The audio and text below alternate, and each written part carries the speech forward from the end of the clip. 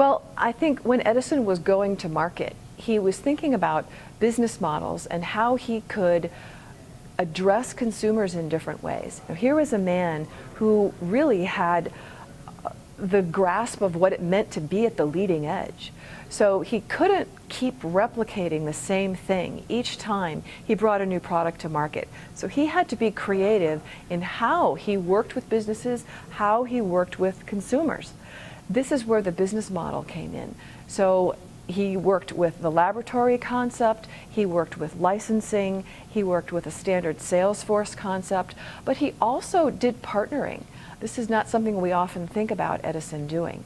When he was working with radium, for example, he partnered with Madame Marie Curie to begin examining what could radium be used for in a practical commercial context.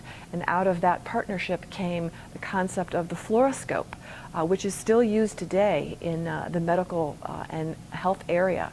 So looking into the body, seeing the soft tissue of the body is something that Edison devised in the 1890s. So really extraordinary, almost like science fiction.